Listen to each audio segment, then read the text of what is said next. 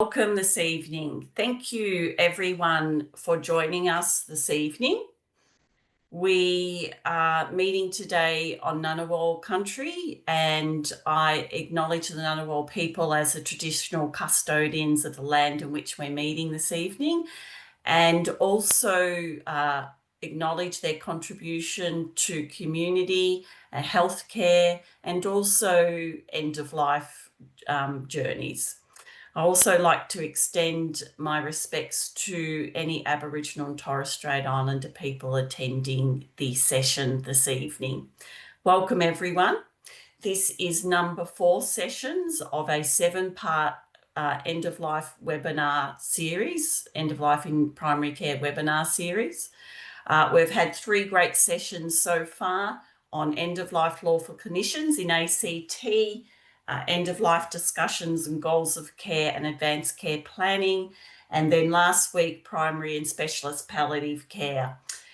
These webinars will be available for you to watch as you're registered for the workshop this evening. You'll get access to the CHN YouTube channel, so the recordings will be there and you'll be able to watch them when you need to. So tonight, a couple of housekeeping things. There is a Q&A box for you to write questions in. We've also got the chat there for you if you need to communicate with myself or any of the panel members. Please shout out if there's issues with sound in particular. And also at the end of the workshop, we will be sending you a survey, and we'd really appreciate if you could complete that survey. It helps us shape what education we do in the future and also how we deliver that. So we need to understand if we're meeting your needs or how we can better do that. And I think that's about it for housekeeping. Also, one other thing, on the CHN website, we have currently got a survey up and running from our MySay platform, looking at the death literacy of the community, a survey there for any community members to fill out. So please, I'll pop that in the chat and forward that to anyone in the community that you think may be interested in completing that. So tonight, our session number 4 is on palliative care symptom management, and that is focusing on pain. So we know pain increases as a person approaches end of life, pretty much no matter what their diagnosis is. We're lucky enough to have Dr. Mike Jung joining us to present the session this evening. Dr. Mike Jung is a newly fellow GP and is now in his first year of as an advanced trainee in palliative care.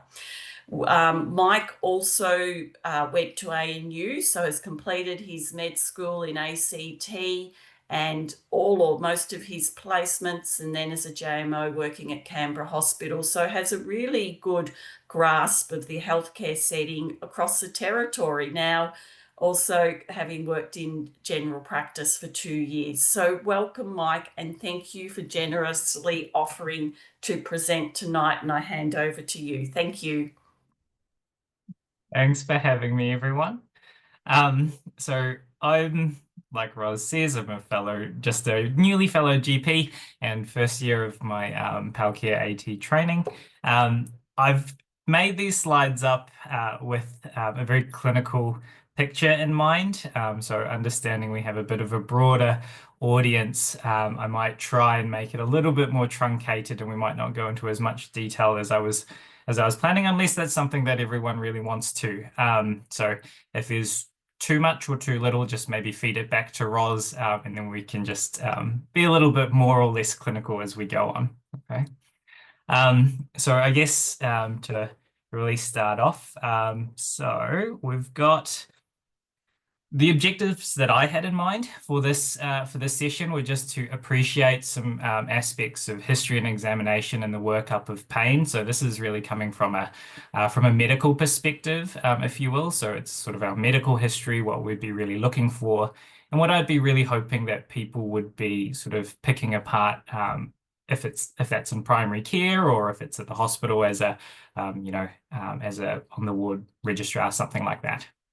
I was hoping to develop a bit of awareness about the non-pharmacological as well as the pharmacological management of pain in palliative care. So there's lots of things that, just now being exposed to a lot of palliative care I wasn't aware of prior to actually starting to nut down and be in this sort of full time. And then generally, I'm just hoping that everyone can take away a little bit of a general approach to pain management in palliative care, and then just build up on that however you see fit and however you feel comfortable with, because there's not really any particular great singular approach. Everyone's a little bit different, and your approach to pain management is going to be different depending on the patient and also depending on the practitioner as well. And then finally, I've just sort of written up a little formulary that I would recommend might be the first sort of 5 to 7 medications that you'd have to think about as in palliative care, because there's a lot of options out there. None of them are particularly, better or worse than others, but they might all have their niches. But there's a few that are just really helpful to just know quite well if you're dealing with a lot of people with palliative care needs. So just to sort of reiterate, this is really about developing your own approach, and then just having an approach that's going to be comfortable for you to do. The bottom stuff here, so this is not a gold standard approach. There's no one size fits all for palliative care, as we probably all really know. In the GP setting, realistically, there's going to have to be sort of level C or D consults, just because of the nature of how much depth you have to get into the pain profile to do this really well. So ultimately, it simply takes time. And at the very end, I've sort of written up a small approach on how a GP can do a 15-minute consult to just get a bit of an idea and then move forward. All right, so this part as well. So the talk in terms of pain management, I've really focused it on malignancy related pain, but palliative care is a lot broader than that as well, as we sort of all know. So there are subsets of populations, so people with motor neuron disease, end-stage renal failure, end-stage COPD. There's all these sort of medical conditions that can be terminal illnesses, and each of them will have their own little nuances and things like that. But I guess the bread and butter that would be mostly speaking about and what most people will encounter will be malignancy related pain, and that's really where this talk is mostly focused at. So with that, we'll just sort of move on to the actual nuts and bolts of everything, which is going to be first, what are you looking for in a pain workup? So in terms of a pain workup and the history that you're usually taking, so any structured approach I think is pretty acceptable. The one that I particularly use is Socrates. So when we're asking about site, onset, character, radiation, associated symptoms, timing, exacerbating relieving factors, and severity.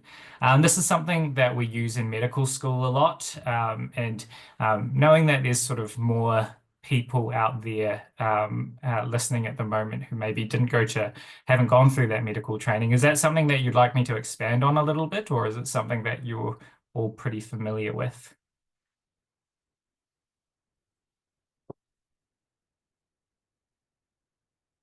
Or I can just keep on cracking on if you'd like as well. No responses, so continue on. Okay, Great. no worries. So with your sort of history taking, you'd be looking at your Socrates, and a lot of it is going to be how much is this pain affecting actual activities of daily living. So oftentimes, if you've got a lot of shoulder pain or leg pain or whatever it may be, you can't do things like reaching up into cupboards or can't mobilize around, and it really affects your day-to-day life, and that really affects your quality of life as well. So when you're actually taking a thorough medical history, that would be something that you would really want to look at. Some of the things people don't really think too much about are, can people still do their shopping? Can still people go to the toilet on their own? Can they still shower on their own? And what is happening for that particular person is going to really dictate how much you go into some of these things that we'll talk about later, the interventional procedures, or whether or not you're going to be up titrating opioids really, really highly, or whether or not you're thinking about doing other things like having incidental pain versus not. So incidental pain pharmacology, or sort of longer acting in the background. And then sort of when you're taking this history as well, you'd be thinking about looking at previous treatments. So what's worked for people before and what hasn't? So have you tried any medications before, and were they good, or did they stop working over time? What was the reason that it was stopped? What was the reason that it was started? Radiation, chemotherapy, and immunotherapy. These are all things that we sometimes overlook because they can have delayed reactions. And so sometimes you can start to get the effects of, for example, radiation therapy later, which will bring on sort of new symptom burden, so sometimes new pain. Then previous interventions as well. So out in sort of general practice land, you'll be using things like steroid injections a lot. Steroid injections are sort of hit and miss sometimes, and so seeing whether or not that's worked before is usually a good indication of whether or not you should be trying it again. And then also sort of looking at people's liver function, renal function, falls and fracture risk, and support at home. These are things that will help dictate which way you're going to go in terms of if you are going to be prescribing something or not.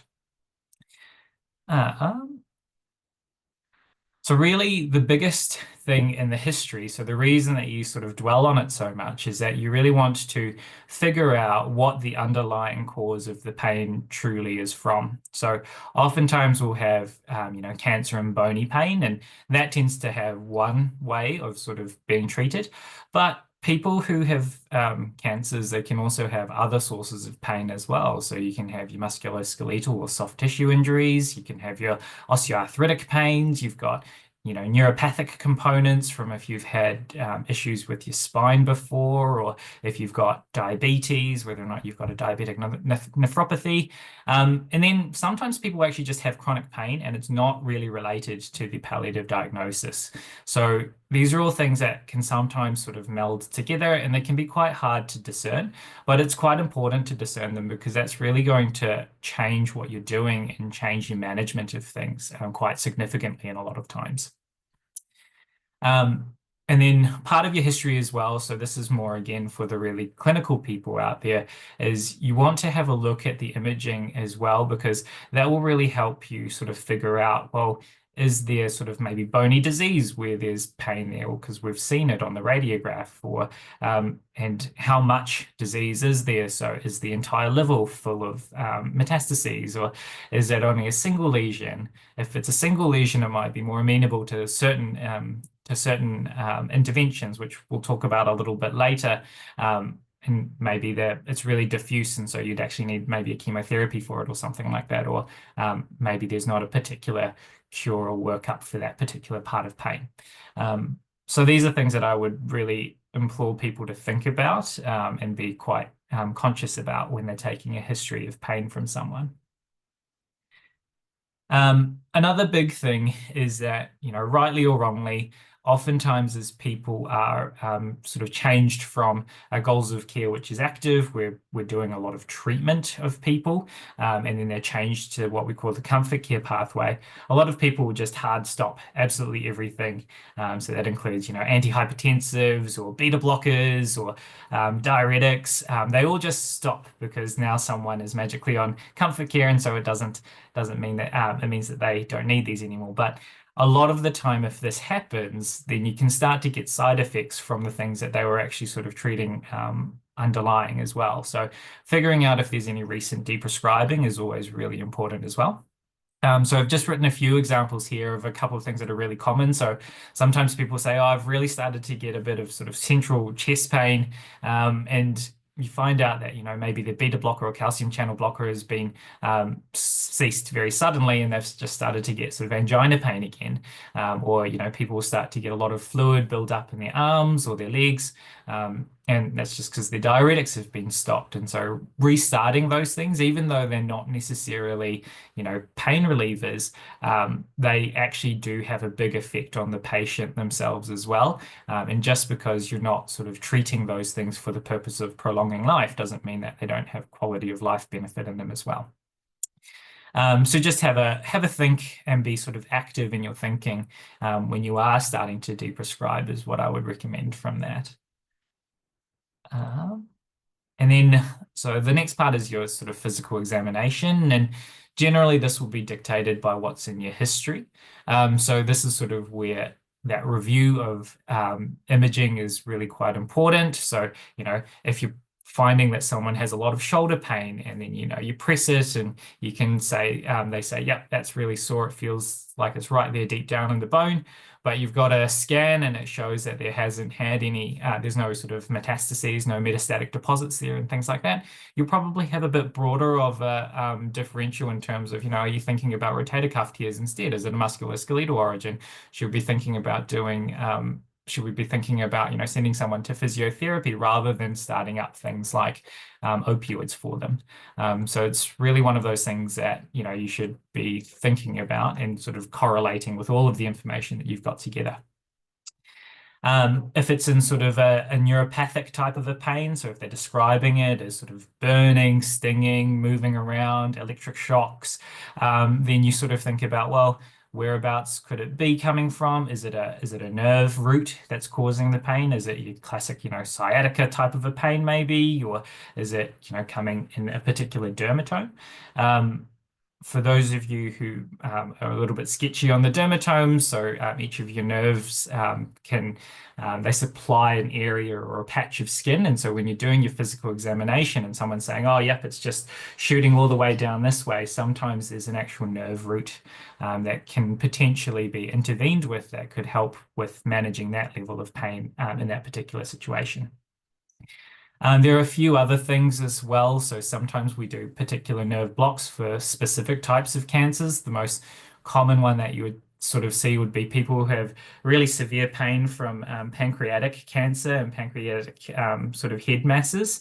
And they can have things like celiac plexus blocks as well, which can sometimes be really beneficial. And so sort of palpating the abdomen, figuring out whereabouts the pain is the worst and the type of pain that it is, again, can be really helpful later on. I might not go into too much detail about the other sort of things like octreotide and steroids for your bowel obstructions and things like that. Might just quickly move on a little bit. And then investigations. So investigations, these are a lot of the time, again, people sort of think, well, this patient is on a palliative pathway now. I don't necessarily need to do any more investigations. We'll just bump things up in the background. But what I would say is that sometimes it can be really a good thing to keep investigating sometimes. It has to be sort of patient specific. So some people, for example, if they've got so much bony disease, they cannot stand lying flat in a CT machine or they cannot stand lying flat in an MRI machine. So in those people, yeah, you would probably say no, it's not worthwhile. But in other people, if, for example, they've said, oh yeah, I've got really, a pain in my shoulder and I've done a lot of physio and it won't go away. Sometimes it is worthwhile investigating, seeing if there's sort of a bony deposit there potentially. And then maybe even it could be amenable to something like radiotherapy or, we would sort of be thinking more along the lines of, oh, this could be an opioid responsive thing. We could have some sort of local intervention that might be able to be helpful there. So just purely by the fact that people are palliative in their diagnosis doesn't mean that you just stop investigating as a blank rule. It just needs to be patient specific. And then as well as that, sort of your full blood counts, your EUCs, LFTs, they can all be very helpful as well, because a lot of the times we'll want to be sort of using medications that might not necessarily be the best for, people with end-stage renal failure or end-stage liver disease. So it does sort of help shape a little bit of which pathway you're going to do. You don't necessarily need to monitor them that frequently, but, patients haven't had one in a little while and you're thinking about initiating a therapy in the right clinical context, you can do that as well. And so, yeah, and then we're sort of talking about scans. So bone scans, PET scans, they can just show you the overall burden of disease as well. And it does tend to help prognosticate a little bit as well, something that I'm still working on myself because prognostication is very, very difficult. So we get to sort of the meat and potatoes, I guess, of what this presentation is actually supposed to be about. So it's really important to figure out what type of pain you've got. And then you've got all of these different interventions and all of these different management plans at your fingertips, which I'm going to try and go over some of the ones that have been a little bit surprising to me, a little bit of a few things that I've just really learnt about in the last couple of years, more so than anything else.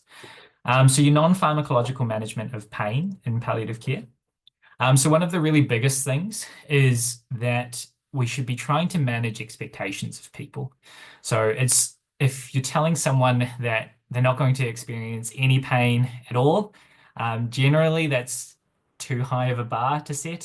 So you really want to sort of say, look, we're really going to be trying as much as we can to make things as nice as we can, but saying that there's going to be perfect pain control and people are going to be completely asymptomatic, that's actually really probably setting your colleagues up for failure. Ideally, we'll be able to get pain pretty well under control, but for some people, that's actually just not a realistic expectation as well. So your really basic sort of management in terms of non-pharmacological approaches. So heat and cool packs are amazing. Even recently, I had someone who has quite extensive liver disease. And when you look at the imaging, there's all of these metastases. You'd think that there'd be a big stretching capsule that would be giving them heaps and heaps of discomfort. But the thing that helped them the most was actually a simple heat pack. So she would just keep one nearby, she would pop one on, and that would be enough for her. So really don't discount heat and cool packs. One of the things, sort of a clinical thing for you all to know about is that if you're recommending heat packs, such as wheat packs, and if people are microwaving them, just make sure that they also put a cup of water in with them, because otherwise the heat packs can catch fire. So having that bit of humidity in there as well sort of prevents that from happening.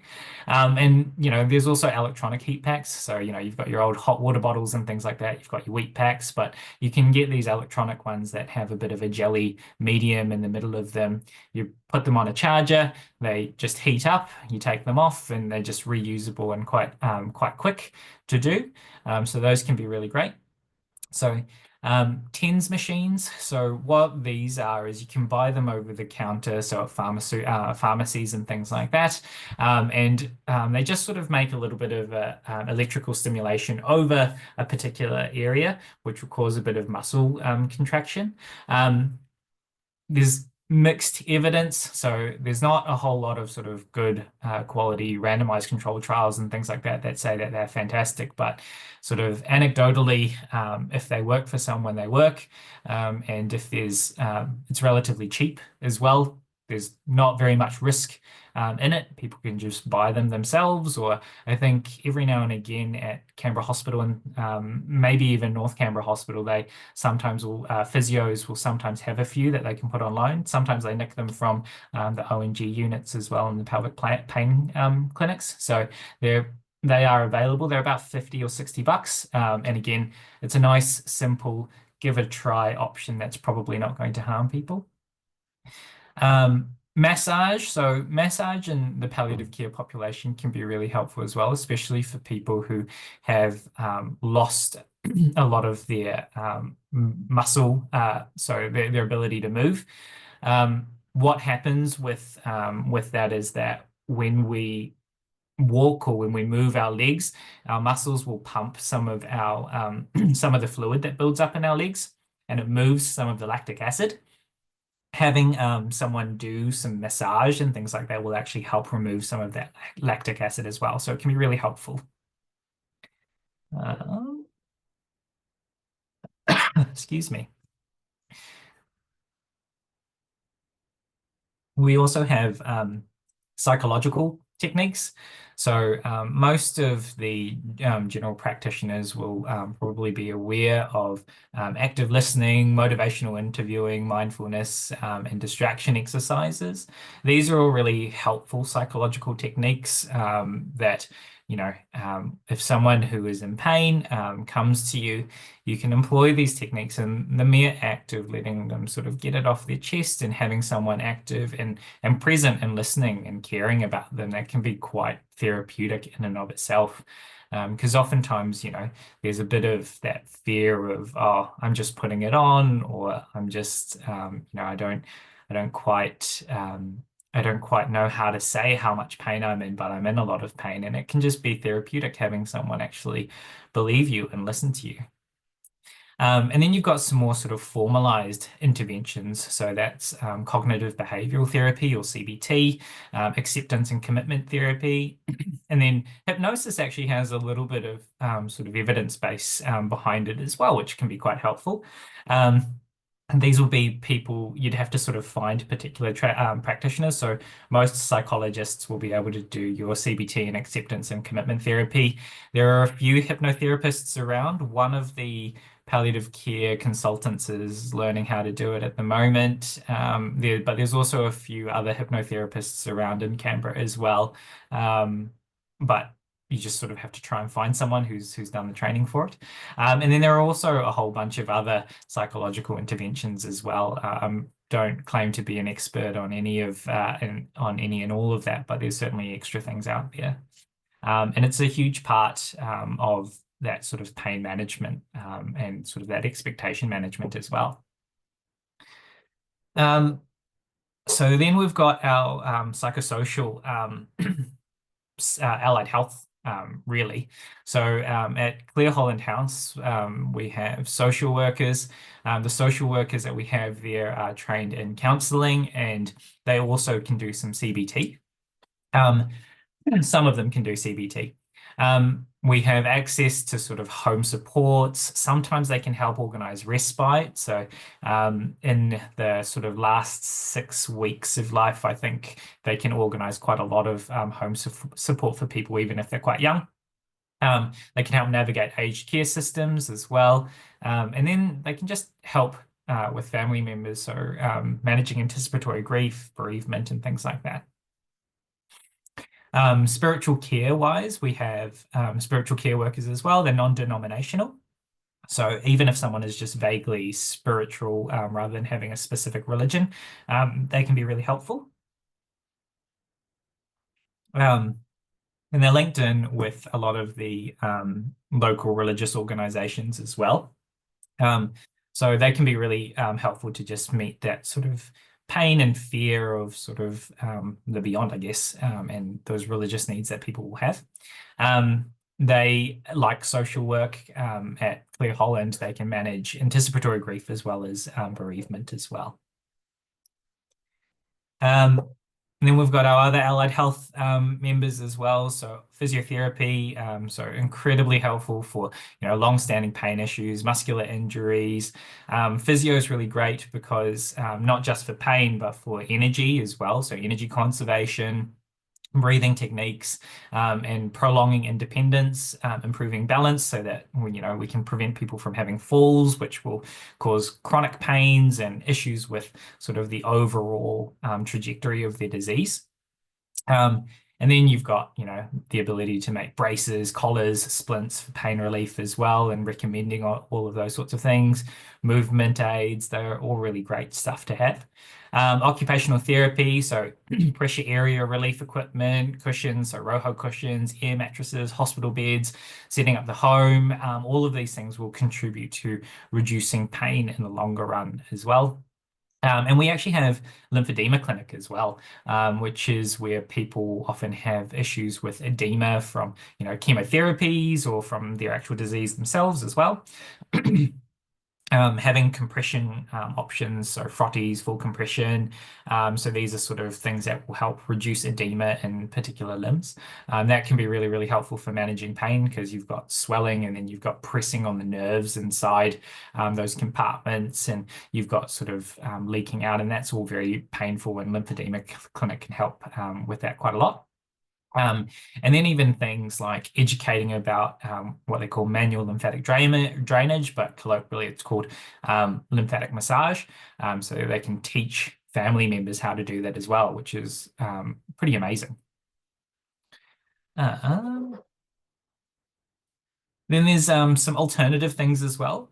So acupuncture has actually a little bit of evidence behind it, which I was quite surprised at, to be quite frank. So there was actually a Cochrane review, which is one of the gold standards of research, and it actually showed that acupuncture has benefits in chemotherapy-induced acute vomiting. I haven't read all of the details of it, but it was quite an interesting little tidbit. And it does have some indications for pain and nausea. So it's worthwhile keeping an open mind about it. And it's such a low, oftentimes it's going to be a low risk procedure if it's done, properly, then it's worthwhile just trying, because if it works, it works, is my general opinion on these sorts of things. Um, So then we move on to some things that are a little bit more niche. And these are things that I actually didn't really know too much about coming into advanced training. So interventional procedures to help with pain can be quite helpful. So before we're sort of jumping into, medicating and things like that, you can actually think about other things. So nerve blocks are one of these examples. So like we said before, a celiac plexus block, if someone's got a lot of sort of epigastric and nerve pain from things like a pancreatic cancer. But then, there's also the superior hypogastric blocks from pelvic pain, and ganglion impar blocks for perineal pain. These are things that I just didn't know really existed. You would want to be talking to interventional radiology or pain specialists or anesthetics about these sorts of things. So GPs, if you are referring to people. I generally don't trust my clinical acumen enough. So I would probably say, I would refer to a pain specialist, see whether or not there's sort of a particular nerve root or dermatome that they might be able to sort of pick out, and see whether or not there's an appropriate nerve block that might be appropriate for that particular patient. Just for anyone who doesn't really know much about them like I didn't, one of the ways that they'll do this is they'll place a temporary block with a local anesthetic, and may or may not have a steroid in it as well. And then they sort of see whether or not that is successful in reducing the person's pain. If it wears off after about 48 hours, then that's usually the local anesthetic's effect. And then they can actually ablate the nerve itself. There are risks and benefits depending on which nerve you're blocking in terms of the pain, but it's something cool, it's something out there, and it's opioid sparing, right? So that's something that would be quite helpful in a lot of people. So one of those, so that's one thing that's out there that's nice and interesting to think about. Again, GPs out there will already sort of know intra-articular blocks, so steroid injections. Sometimes that shoulder pain is not cancer-related pain. Sometimes it's, a bursitis or something like that, or, that knee is osteoarthritic pain, and you can think about steroids. And then there's also Botox injections. So these are usually done by your neurology teams, or sometimes there will be, I think there's a few rehab doctors out there that will do these. They can be quite helpful for spasticity or migraine pains, and it's a bit of a temporary thing, but if it works for people, it tends to work quite well. Sometimes it has no effect, but it's worthwhile trying if it's indicated. And so usually the effect won't sort of come on until after about a week, and then it lasts for 3 to 4 months before it fades off again, if it works. So then we come to another thing that I've just become a little bit more aware of in the last year is radiation oncology.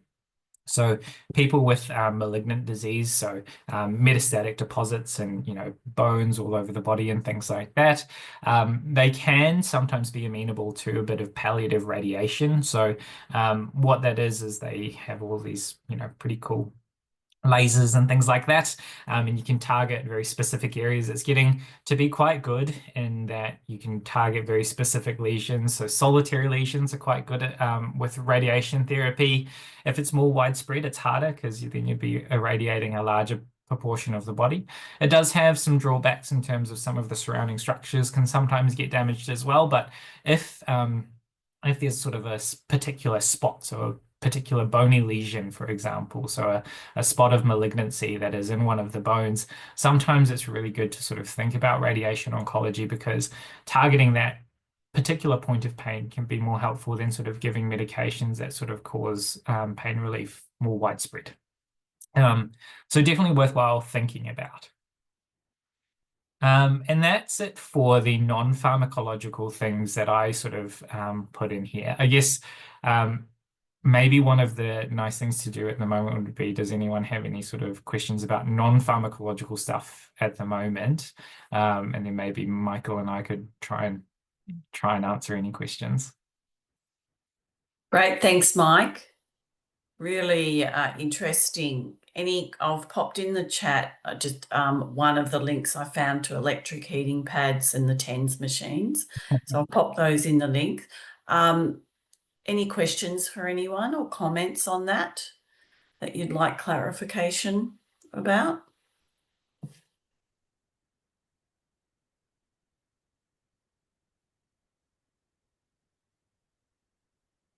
Otherwise, we can keep cracking on. Yep, keep cracking on. Thank Okay. you. All right, so this next part is going to be quite heavy in terms of content. So I really wrote quite a deep dive on opioids. This is probably not going to be the most fascinating for a lot of you, so we'll try and skim over it a little bit, unless people really want a lot of depth. So opioids as an overview. So these are really your mainstay of pharmacological treatment for cancer-related pains. In terms of the ones that I would sort of expect people to use the most in the community and the ones that I think would be the most helpful in the community are morphine and oxycodone. There's a whole bunch of others which we'll go through as well. I'll try not to bore you with too much stuff on it, but there's a huge number of opioids out there, and they do sometimes have all of their own niche little uses. But by and large, the most sort of important ones and the ones that I think people should be the most familiar with are going to be morphine and oxycodone, especially out in the community setting, as opposed to sort of a more controlled environment like an inpatient setting or a palliative care unit, for example. The S8s, most of them, and they're monitored via Canberra scripts on a voluntary basis. The reason I put that in there is because sometimes there's a little bit of hesitation about writing up opioids in the community, and we can go talk about the CHO approvals and things like that as well.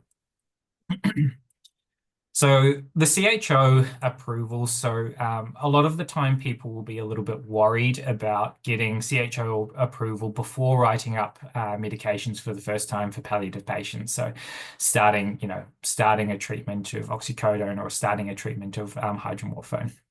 I just wanted to sort of point out that Canberra script is the sort of spirit behind it is harm minimization. It's not actually supposed to be a barrier to prescribing, and it's not supposed to be a barrier to people who need things getting those things.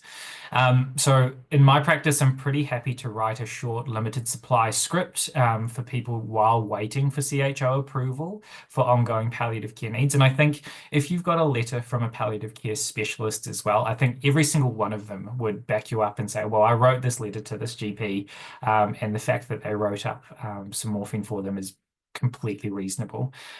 So I'd have a very low threshold to actually do that for people if you think that clinically the need is there. The approval can be marked as urgent as well, and it can be approved within a very short time period. So I've got a couple of screenshots from the Canberra Scripts website as well. And so as you can see, they can sort of aim to process it within 1 to 2 business names, but if it's urgent, they can sort of consider them at least within 1 working day. And at some stage, you'll get good enough at writing them that, that you'll have all of that information there. It doesn't, they even say on their website that it does not prevent health professionals from prescribing or dispensing monitored medications as well. So if the clinical need is there, the clinical need is there. And so you can write, a very small, short supply. Remember, you can write any number of tablets as well if you want to go that far as well and have it at a very specific pharmacy so you know where you've sent people to get them. And just something that I just wanted to sort of dispel a little bit of that fear of prescribing that some people have. Okay, so pharmacokinetics and pharmacodynamics of pain in palliative care. in med school sort of get taught this as a way of sort of structuring how we think about medications. One of the things that I guess is important for this is absorption occurs for most of the opioids in the small intestine. Delayed emptying of the stomach or resections of it, or if you've had cancer of the stomach and had a whole bunch of the small intestine removed, will actually reduce the amount of opioid that can be absorbed sometimes. And especially for like the slow release ones, you actually need a certain amount of bowel to be able to absorb those medications. So it's something to keep in mind that, often the bowel issues themselves might be meaning that the opioids or the pain medications are not working as well as they should. In terms of bioavailability, so again, apologies for this being quite heavy, but in end-stage hepatic disease, sometimes you'll get removal of blood flow towards the liver where you do a lot of your sort of metabolism of medications, and it will increase the amount of medication that's going around in the circulatory system. So if you're sort of prescribing in people with end-stage liver disease, you have to just be aware that the effects of your opioids might be a little bit higher. In terms of distribution, people often be a bit cachectic, so they'll be really thin, frail. They'll lose a lot of their muscle mass, lose a lot of their fat reserves as well, and this will sort of change how much gets absorbed from them as well. So a lot of these medications, they get attracted to fats, and so when you're a little bit thinner, sometimes you can have bigger effects from the medications than you would expect. Metabolism, look, a lot of the time, again, people will have issues with their kidneys and their livers at the end stages of life. So that's just really going to change how you're prescribing. So just something to be aware of. Pharmacodynamics. So essentially, what you should be aware of is that there are about 3 classical receptors of opioids, mu, kappa, and delta. The most clinically relevant one is the mu receptor. So this is the one that most of our sort of opioids will be working on.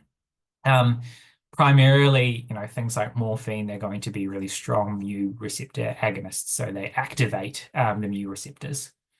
Some of the opioids that we have as well have effects on other receptors. So that's things like SSRIs, SNRIs, and NMDA receptors.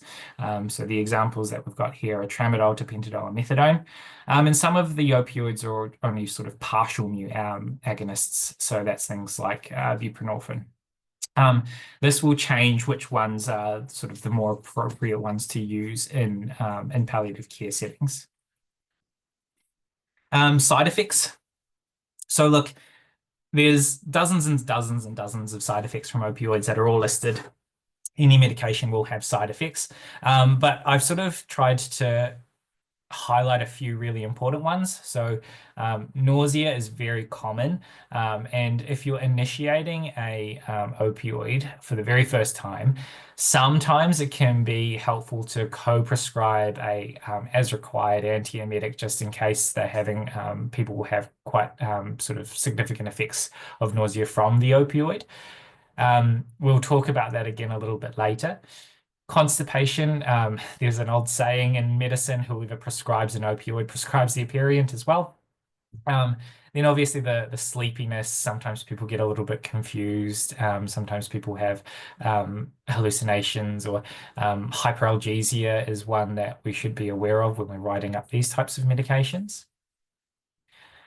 Urinary retention is a big one. If people have just, got a really tender tummy, they're in a lot of pain, and then you ask them, have you peed in the last day or so, then it's a really sort of low threshold to think about urinary retention, especially in these populations. Sometimes they can cause cough, so the cough reflex to be reduced a little bit as well. But sometimes we actually use opioids to help reduce the cough reflex. Couple of other bits and bobs as well that are there. These slides Roz is going to send out to all of you guys, so you don't have to sort of think about making sure that you've got all of this information all there as well. These are just sort of the common side effects that we've got. Opioid hyperalgesia. So this is something that can happen. It's a paradoxical reaction to opioids, meaning that if people were taking opioids, you would expect them to have sort of more numbed pain responses. But this is where they start to have more and more pain the more opioid they're given. Ultimately, in very sort of end stage, end of life, this becomes a little bit of a clinical judgment call. If you've got enough time and they're not imminently dying, you can sort of think, well, let's bring down the opioid a little bit and have a bit of a trial and error to see if that pain is getting better.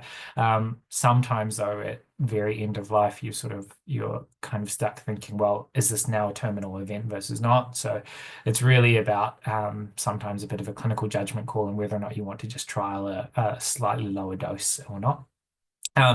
Things to look out for would be reduced opioid effectiveness in the absence of progressive illness. So this is probably one of the biggest things. So if you've got, a cancer that has been really, really slow growing, there's regular imaging that's showing that it's not progressing very much. But all of a sudden, the pain is just sort of getting out of control, or the opioids that have been working really well just are no longer working. You'd have to have a bit of a suspicion that maybe we're getting that paradoxical hyperalgesia reaction. But again, it's a little bit more about clinical acumen at the end of the day, as with most things in medicine. Opioid toxicity. So this is something that a lot of people are really worried about. This is one of the big reasons why hydromorphone, so it's an opioid that we'll talk about later on, only people who are very sort of familiar with it should prescribe it. Hydromorphone is a very, very potent opioid, and in some states, even trainees like myself, we're not allowed to prescribe them, just because there is risk of toxicity from it, from just maybe people mistakenly taking the wrong dose, or maybe a doctor who's not particularly familiar with it writing up too high a dose thinking that it's just a type of morphine. So things that we're sort of looking out for are respiratory rate changes, something called serotonin syndrome, where people will often be a little bit sort of sweaty and have some sort of sort of psychiatric components to them as well. CNS depression. So if you're finding that you've got some changes with your pupil responses, and things like nausea, vomiting, constipation, these are all of the things that you'd be looking out for opioid toxicity. We don't often use naloxone. I've not seen it very much because in the grander scheme of things, opioid toxicity is generally not something that you're too worried about with this sort of a thing in the grander scheme of things. So I have seen one person use naloxone. It's Other than that, though, most of the patients that I've seen haven't been toxic enough that you need to use naloxone to reverse it, if that makes sense. Opioid-related itch. So it's a common symptom that can pop up, and anyone who's prescribing opioids should probably know about it. The mechanism is actually not understood. So there's these things called histamine receptors that sometimes sort of get activated accidentally with opioids, is generally the thought, but there's no real hard evidence of that. One of the things is that certain opioids might be more prone to causing an itch than others. So switching the class of opioid is something that you might want to think about. And then aside from that, you can also write up things like antihistamines or ondansetron as well. Opioid counseling. So in terms of this, we will often sort of be quite afraid to prescribe opioids in the community and initiating an opioid. And most of the time in sort of GP settings, we're trying to talk people out of opioids. So talking people into it can actually be quite an odd thing to do, but especially here in Canberra, so there's a lot of people who are quite well educated. They will be looking things up and they'll be really hesitant to take opioids, even if it's tiny doses. So reassuring people that that they're safe, and the doses that we're using are, oftentimes going to start out quite low. The effects of opioid toxicity are usually not going to be that great for them. They might sometimes, have a fear after having had chemotherapy that they're going to be really nauseated because chemotherapy is terrible, and they were given some morphine during that time, and sometimes or oftentimes they'll say, no, no, I definitely couldn't have any morphine. I've got a terrible severe reaction to it, and it's nausea and vomiting is the thing that they sort of really sticks with them. But what we sort of see is that an actual true morphine or opioid allergy is quite rare. Sometimes it's the fact that they've had chemotherapy and they've got horrible nausea and vomiting and pain from the chemotherapy, but when you give them morphine to try and help with the pain, that make this association between morphine and that sort of nausea and vomiting that people have. So trying to sort of dispel that in some people can be really, really tough. It's a really hard thing to do and takes a lot of sort of trust building. There's also a lot of fear about respiratory depression, but very low doses of, for example, oral morphine are going to be very safe, even in very frail individuals. And really, the old mantra of sort of, if in doubt, start low and go slow is perfectly reasonable. So if you just have, PRNs, so as required medications of low doses of morphine, testing it at once with someone around there to see what the effects are, and then trying it again, increasing the dose slowly and just slowly titrating up. That's a nice way to go about it. It's time intensive, but it helps people build a little bit of faith in some of the medications sometimes. Um, so a structured approach to opioid selection. So previously, the WHO ladder has really been the way that people sort of say, yep, this is how you should do it. So it started off with sort of simple analgesia. Then they had what they called step 2 opioids or moderate strength opioids, and then step 3 opioids. There's a little bit of sort of controversy about this now. So they were going to start reviewing it in about 2019, but then it's all been sort of pushed back a little bit longer and longer and longer since COVID. But one of the sort of ways of thinking about it now is that sometimes people are sort of thinking simple analgesia and then skipping the step 2 opioids and then just going to a step 3 opioid, but at a low dose. I tend to like this way of practicing because, oxycodone and morphine, these are step 3 opioids is how they've classically been sort of classified. And low doses of those are sometimes going to be more optimal than some of the other opioids that you'll see talked about later on because of certain side effects and things like that. Opioid titration. So one of the ways that sort of I think is a nice, safe approach to this is starting off with as required opioids. So as required opioids is you would give these, for example, when you need it for pain every 4 hours or so. And you'd start off with a low dose of that. And then you can say, look, you can use this up to 4 times in a day. If you're using it 4 times or more per day, then I might think about putting a slow release version of this opioid in the background for you, and then having some extra as required on top. So that's sort of one of them. The as required doses are usually 1/6 of the background. So for example, if you had 6 milligrams of morphine slow release, your as required breakthrough would be 1 milligram of morphine. Theoretically, there's no upper limit to the dose of most of these opioids. Some of them do have an upper limit, but theoretically there's not. That's just because of the way the opioid receptors will sometimes sort of accumulate and make themselves sort of more or less sensitive over time. But really it comes down to benefits versus side effects at the end of the day. So again, you can be titrating things up to effect if you want to, and if you get to a good balance for someone, great.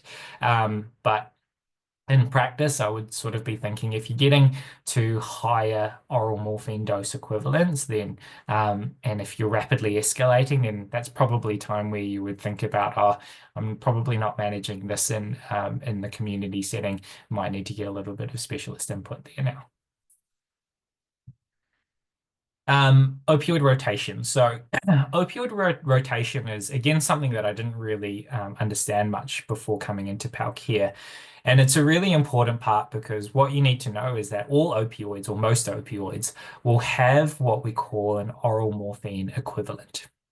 Now, the shorthand of this is going to be using a calculator. So I am guilty of relying on my calculator more than I should if this is, going to be the specialty that I'm in.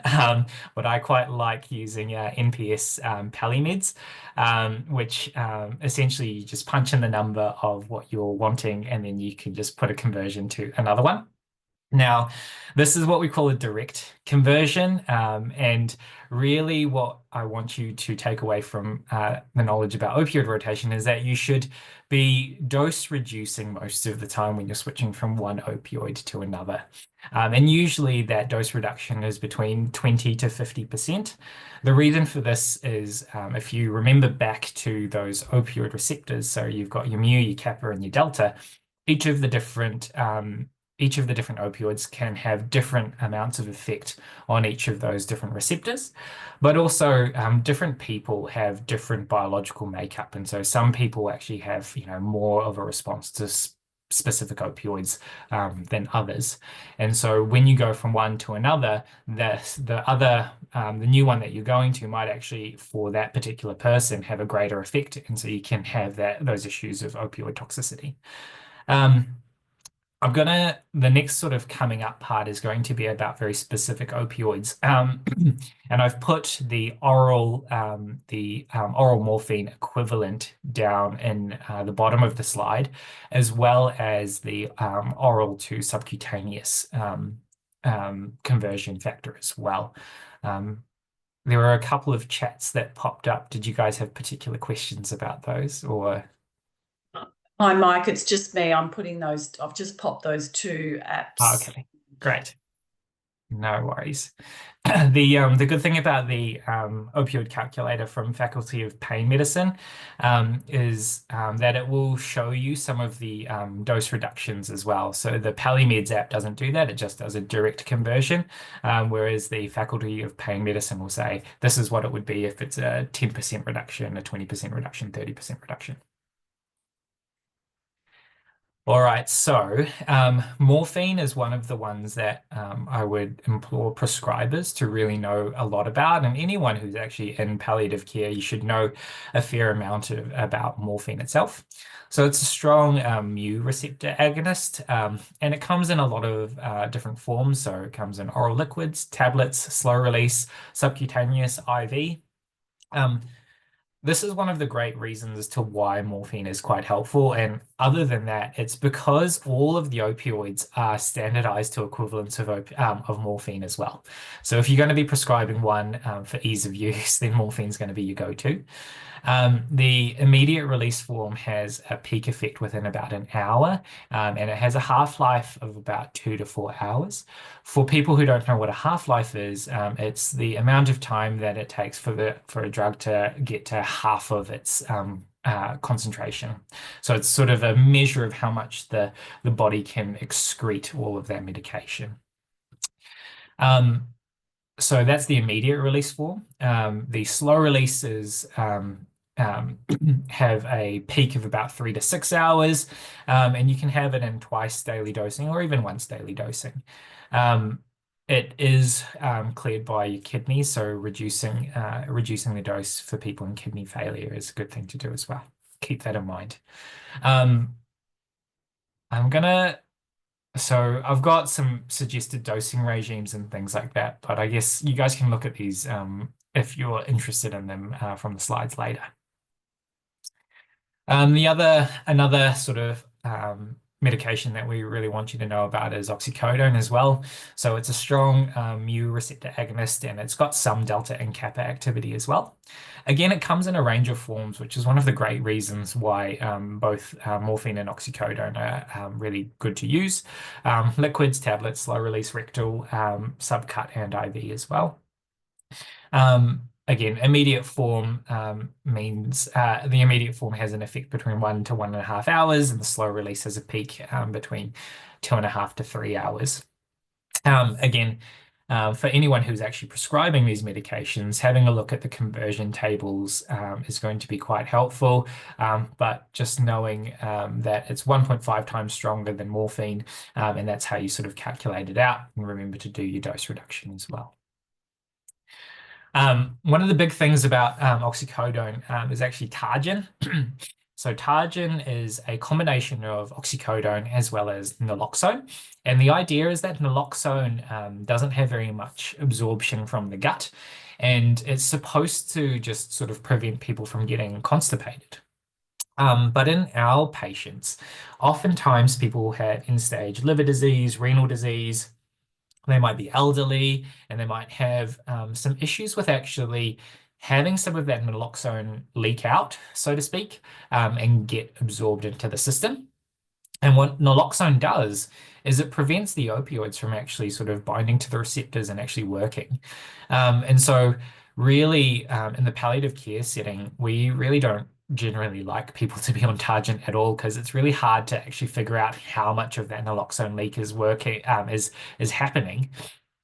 And what it can also mean is that if you move someone from Targin by using the oxycodone conversion over to another opioid, you can accidentally overdose them on opioids, because that naloxone is now being taken out, and now all of those receptors are free to bind up all of that opioid. Again, some suggested dosing regimes for oxycodone, which you can have a look at in your own time. Buprenorphine. So this is quite useful when you're really elderly, more frail patients, or people who you don't think will be able to utilize sort of a lot of opioid all at once. The reason for this is it's only a partial mu agonist, so it only binds to a little bit of the receptors. Or only partially binds to the receptors, and it means that you don't get that full-on effect of full agonism. The biggest thing though about it is that it's transdermal, so it gets absorbed slowly, so it can take about 1 to 3 days to take an effect. And there is sublingual tablets and a subcutaneous depot, but the subcutaneous depot we don't use in palliative care at all. That's more for addiction medicine, and the sublingual tablets are not on PBS. So this is more for, oftentimes people use it if they've got chronic pain and they're wanting to reduce the amount of total opioid people are using.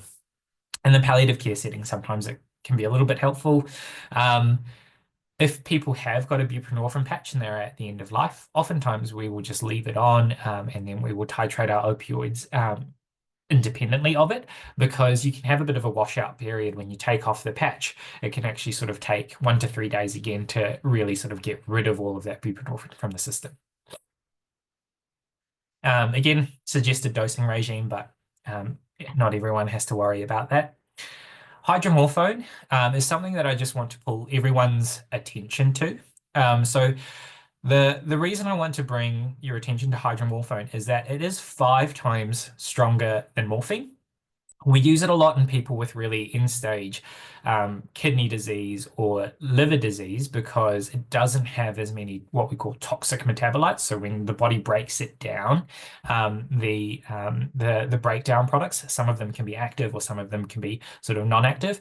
For hydromorphone, it's got less of those active or sort of dangerous metabolites. It's really, really potent, and because it sounds so similar to morphine, sometimes people don't really realize the difference. And so there have been issues in different places where people just think, oh, it just must be morphine, a different type of morphine. I'll write them up as morphine doses, but 10 milligrams of morphine should actually be 2 milligrams of hydromorphone. But if you write up 10 milligrams of hydromorphone, that's a lot of morphine.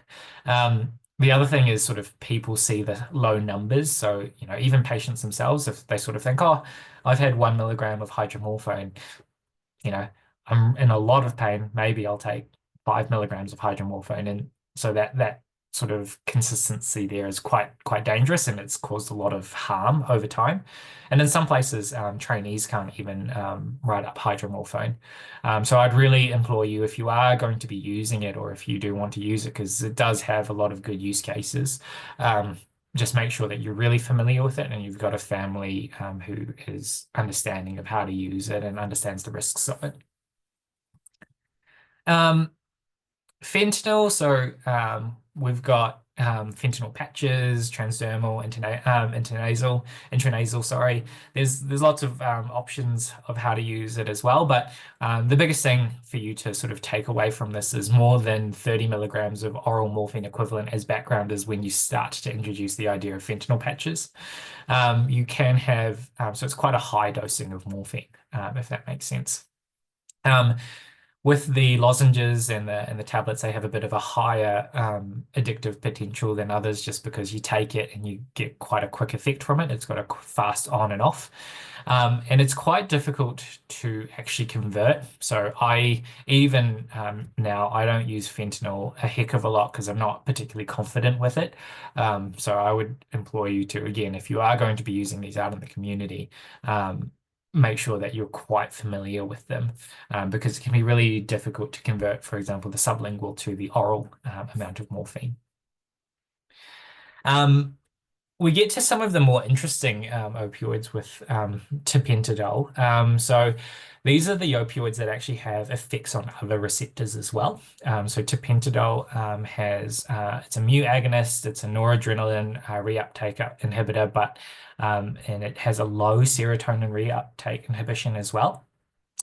There's more and more evidence for it. I don't use it a lot.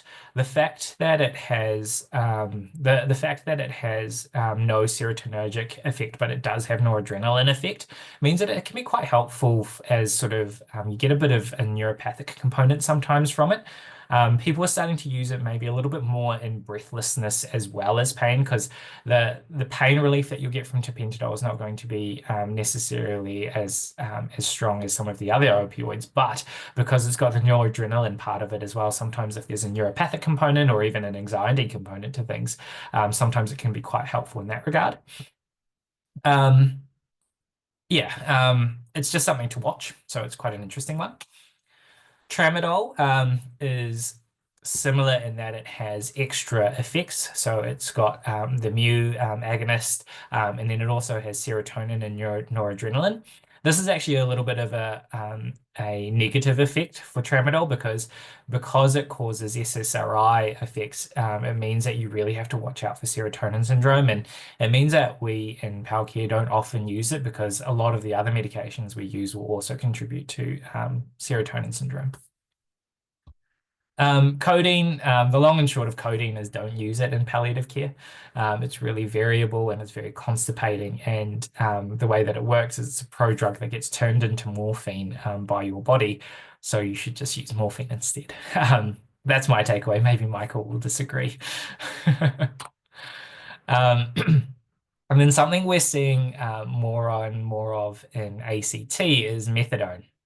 So methadone is a really, really tricky medication to use. So it's got a really long half-life, and the half-life of it, so the effect, the time that it takes to sort of get rid of it from your body, varies wildly from person to person. So it can be anywhere between 12 to 150 hours. And on average, it averages out about 24 hours. But what this means is it takes ages to actually fully realize the full effect of what methadone is having on a person. My blanket rule was I wouldn't initiate it in the GP setting unless you're really, really, really confident with it. And I don't know if there's anyone out there who would be really game enough to do that. I probably hope that there isn't. There's a subcutaneous version of it, but it can be quite irritating to the skin. Sometimes what we do is we give a little bit of steroid there as well to help reduce the irritation. Long and short of it is you might see it. Be guided by the palliative care specialist who's using it. Don't be afraid to order it though, and sort of keep it on the same regime. But don't play around with it too much is what my advice would generally be. Sometimes you'll see that methadone as well is just being used as an adjunct as opposed to the primary opioid. So this is because it has a bit of NMDA receptor activity, and that is a part of it's a bit of a neuropathic pain agent, if that makes sense. And sometimes you'll see a regime that's sort of like MS-Contin, which is morphine, slow release, 20 milligrams twice a day, and then there might be a little bit of methadone tacked on there as well. That's not generally a mistake. That's usually a considered approach as to why you're using that. Then we get to some neuropathic pain agents. So that was sort of a lot of the opioids. These ones are things that can help with nerve type pain. Again, this is where your pain history is going to be the most sort of important part, because if you've got a neuropathic pain instead of sort of a cancer pain, these would be the things that you'd be thinking about. Gabapentinoids. So these ones are things like gabapentin and pregabalin. There's some suggested dosing regimes there. They're pretty familiar to probably most of the GPs out there. So again, I'm not going to labor too much on about them. Tricyclic antidepressants, again, for neuropathic pain. And again, most of the GPs out there are going to be pretty familiar with these as well. So again, it's probably not worthwhile laboring on about it, but sometimes people are using antidepressants or anti-seizure medications actually for nerve pain as opposed to those underlying conditions. And then we have our SNRIs as well. Again, most people are going to be fairly familiar with these for their antidepressant properties, but in palliative care, sometimes we're using them for symptom control.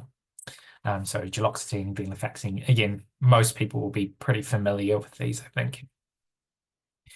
And then we have sort of some anti-inflammatory medications as well. So these things are things like non-steroidal anti-inflammatories, and as well as that sort of steroids I would put under this branch.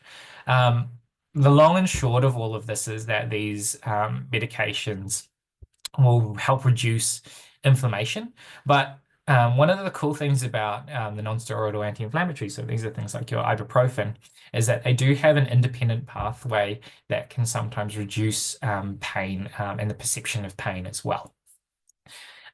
Broadly speaking, you've got your selective and your non-selective ones. And so what I've done is there are so many different NSAIDs that I kind of have a truncated version of the ones that I like to use.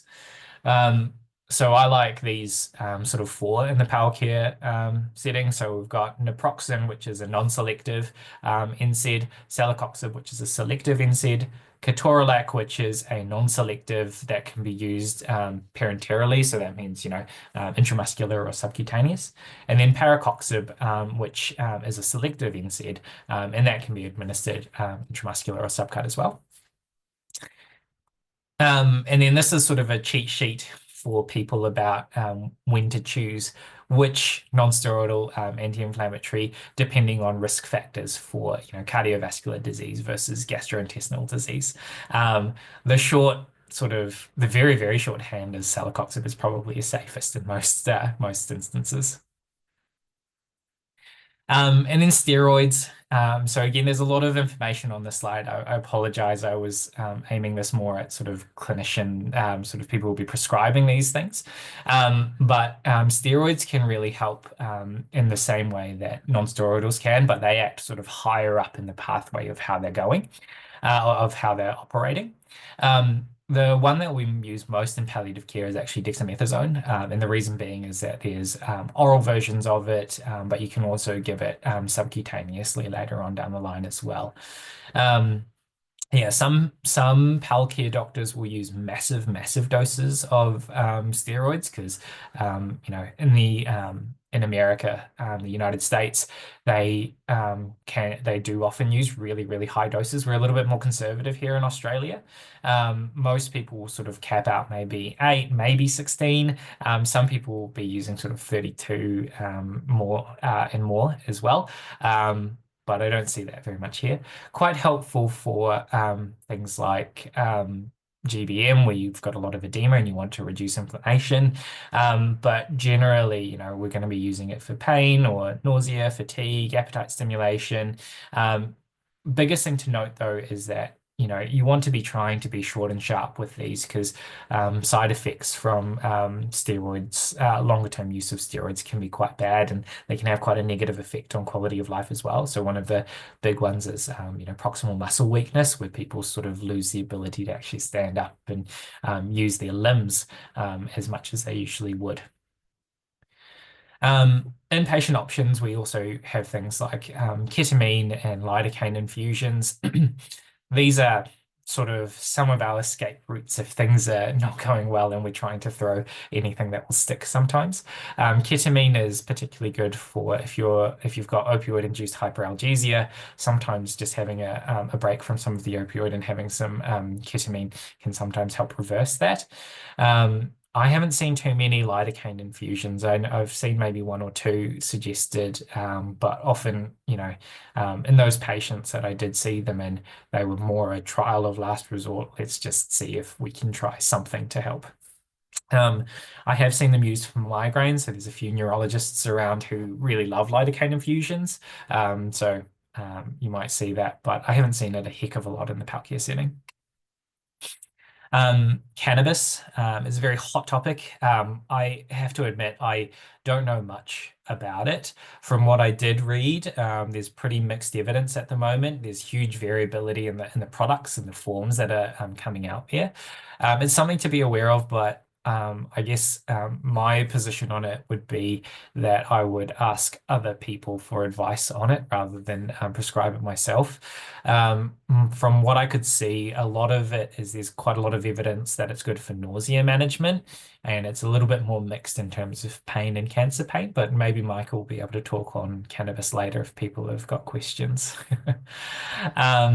There's a few Palcare specialists that will prescribe it. Quite a few of them won't as well. So again, I haven't had much experience with it, but it is something that's certainly really topical at the moment. So I would expect to see more and more of it soon. Um, I have a little bit of a slide here about what syringe drivers are. So all of those conversions that I had in those slides for opioids, that's really, one of the big things is changing people over to syringe drivers, which is where you get a 24-hour pump of medication that slowly pushes it over time. And what that does is instead of having your peaks and your troughs of the medications having effects, it's just a little bit more leveled out and steady over the day. A lot of people have a misconception about them as well, in that they sort of think, oh my goodness, this is it. This is where the doctors are going to, put my loved one to sleep. But trying to sort of dispel that a little bit is going to be really important, because oftentimes what it is just swapping the medications they're already taking orally and just putting it into a pump. It depends on which stage we're at, but I do want to emphasize that, it can be quite confronting to witness it, and there is a lot of misconception about it there, and that's something to really sort of work on when you are thinking about initiating it. You have to be really cognizant of that, because people sort of see a pump and they sort of automatically assume a really sort of potent medication is being given. There's some issues with the different things that you can mix in them as well. So some of them are safe, some of them are not. You can check which things can go into syringe drivers via Safer Care Australia, Safer Care Victoria, which I've written up there, and there's a link there. So I guess we're coming to the end of all of this talk, and again, apologies for it being a little bit heavy, I guess. But for the GPs out there, sort of my approach to a short, when you get a palliative care patient coming in and they've only booked in for, a 10-minute slot. What I would say is that in this particular instance, I'd have a low threshold to give a short script for a PRN breakthrough that matches their background analgesic.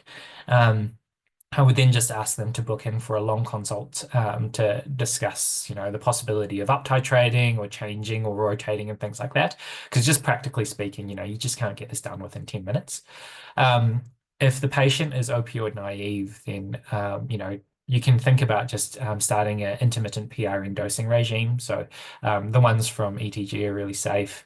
And then, once you've started that one, you can write in for your CHO approval, get them back within, the next couple of weeks or something like that, or give them a week to try it out and sort of talk to them the next week. By then you'll have the CHO approval, and then you can, sit down and do a really deep dive on their pain. This is just my suggested medication formulary, because if you sort of take, one or two of these medications from each, so, learn about morphine and oxycodone, always sort of thinking about paracetamol, your steroids, your non-steroidals, and then picking one of the sort of gabapentinoids, antidepressants, tricyclics. That will be probably enough to get you through the majority of your cases. Because what I remember from doing GP is that I really only saw a handful of palliative care patients. It's every day, and now you're seeing sort of about 4 or 5 new people with palliative care needs now, but in the actual community broader setting, you're not seeing it's not that common. So having a little handful of medications, so morphine and oxycodone would be my sort of go-to opioids, and that'll get you through probably 90% of the cases that you'll generally be popping through. I have a little bit of a slide about how to get slow release hydromorphone. So sometimes people will, so some of the palliative specialists will write up hydromorphone slow release for patients. And recently, Genista was stopped. So the slow release versions of hydromorphone were actually gotten rid of, but you can still get it. So there's 2 chemists that I know of that you can get. So that's north side is Terry White Ainsley and south side is Capital Chemist Wright. What you do is you prescribe either the liquid or the tablets under PBS, and then patients can take them to these chemists, and they can actually coat them with a slow release if it's the tablet, or they can make a capsule with a slow release matrix in it if it's the liquid. And they can actually just have slow release hydromorphone. You do have to call up to make sure, because sometimes they run out of the particular slow release matrix and things like that. But it's a good option because we're actually kind of a little bit limited in the slow release forms that we've got at the moment. And so it can be quite helpful, especially if people can pay for it. And the out-of-pocket is about $50 for the actual compounding, whereas the hydromorphone itself will still be under the PBS. And then I've just got a couple of sort of support and referral pathways. So in the public sector, you will want to be referring to palliative care via HealthLink, and that's sort of a universal service. A universal sort of intake.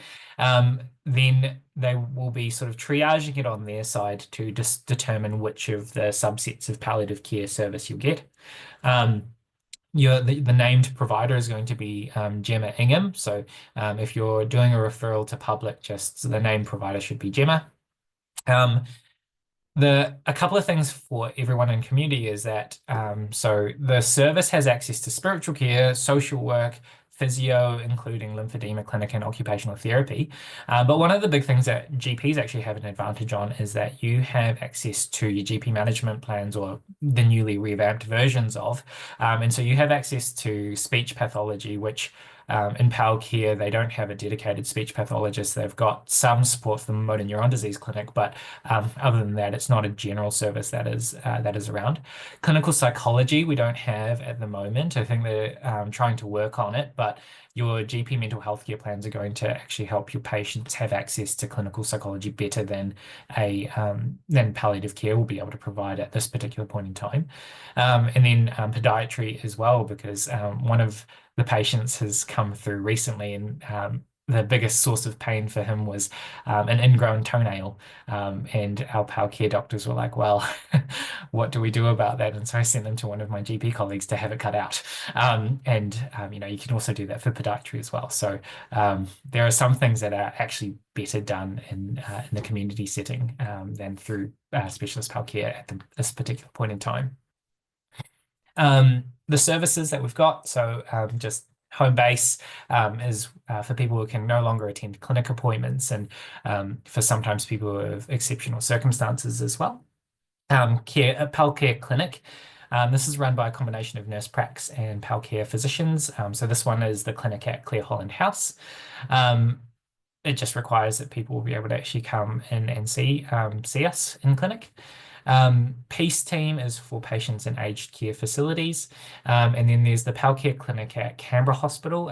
Michael will be able to talk more about this, but my understanding is that it's being run by nurse pracs at the moment as well. Plus minus maybe Steve is doing it, so one of the ATs. Is that right, Michael? Yes, there's a specialist, an AT, and a nurse practitioner, Mike. Okay, gotcha. And in the private sector, there's Raj is the only person that I know of who's working in the private sector at the moment. I think he'll be your only option at the moment for anyone who's wanting to do Palcare privately. So quick recap and summary. I've talked your ears off. Apologies for all of that. So really the big takeaways are take a thorough pain history so that you're treating with the right modality. So not everyone who has cancer pain. Investigate if you think it's going to help your management. So just because they're in Palcare doesn't mean that they just shouldn't have any investigations done. Explore all of your non-pharmacological options, because oftentimes these are things that are really, really helpful for patients, and it's a lot of practical stuff as well. Your opioids are not your only pharmacological options. I know I talked a lot about opioids, but the other options are there as well. And so please do utilize them if you think they're clinically appropriate. And then if opioids are indicated, then don't be afraid to use them. There's plenty of options of different types of opioids, but I would recommend becoming most familiar with morphine, oxycodone, and then hydromorphone if you're doing a lot of palliative care. And then it's open to questions, which I'm going to handball to Michael, being the more senior clinician. Thanks, everyone. Thanks very much, Mike. Wow, I really like how you progressed from one to the other, Mike. You're getting applause, and I believe Joe Miles is recruiting you to do some more teaching in other locations. Any questions for Dr. Mike? Any questions? Yes, please. So any questions, particularly regarding medicinal cannabis, that people want to ask while Dr. Michael Chapman's here that Mike didn't cover, or any other questions or comments that you'd like to discuss? The ACT Extended paramedics would love to hear more.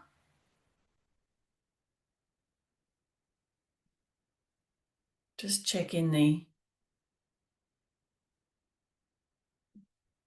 I think it was really great, Mike, that you did such a comprehensive review of the non-pharmacological interventions. Thank you for doing that. It's really relevant. You're very welcome. All right, so I can't see any questions from anyone. One last chance before we sign off for this evening. Really useful is another comment from Denise. Thank you. Any other comments for Mike before we sign off?